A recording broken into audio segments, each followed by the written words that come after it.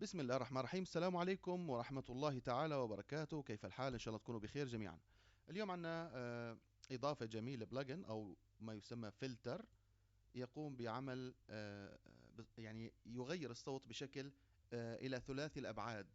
يعني تستطيع تحريك الصوت من اليمين إلى اليسار، إلى الأمام إلى الخلف إلى آخره. بكل بساطة بنضيف ستيريو تراك، نعمل ريكورد. خلونا نسجل مقطع مثلا مونولوج أو يعني تمثيل مثلا، يعني من مسرحية يعني اسمها أكليل الغار. لولا أنها حملت مني، أليس كذلك؟ لكنك نسيت أنها اندفعت لفراشي لتدفع ثمن حياة زوجها الساقط في مسابقة الموت.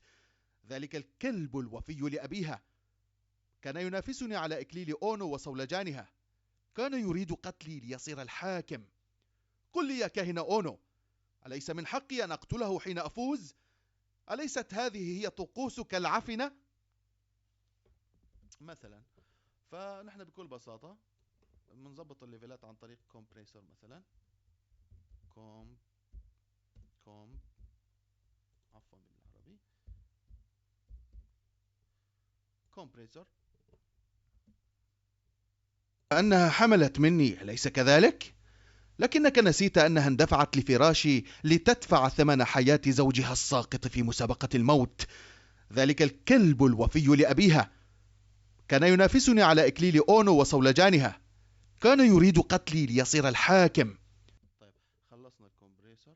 ممكن نضيف اي كيو بس مشان نظبط شوي أنها حملت مني، أليس كذلك؟ لكنك نسيت أنها اندفعت لفراشي لتدفع ثمن حياة زوجها الساقط في مسابقة الموت. ذلك الكلب الوفي لأبيها كان ينافسني على نضيف مثلا NS1 ستيريو مشان الضجيج، يعني النويز، لأنه في كتير نويز بالميكروفون المستخدم الآن. أنها حملت مني، أليس كذلك؟ طيب، الآن بكل بساطة، بكل اختصار، الفلتر اسمه دير في ار برو.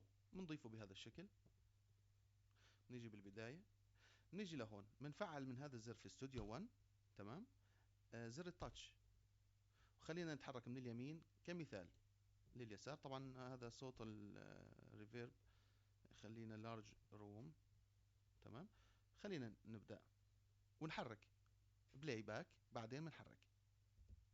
لولا أنها حملت مني، أليس كذلك؟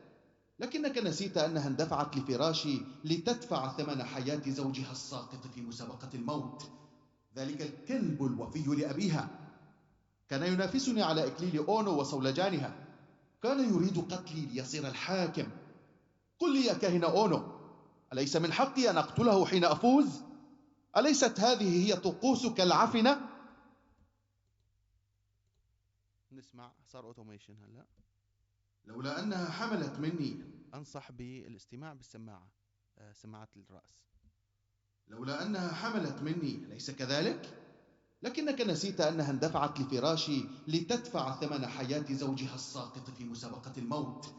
ذلك الكلب الوفي لأبيها كان ينافسني على إكليل أونو وصولجانها. كان يريد قتلي ليصير الحاكم. قل لي يا كاهن أونو، أليس من حقي أن أقتله حين أفوز؟ أليست هذه هي طقوسك العفنة؟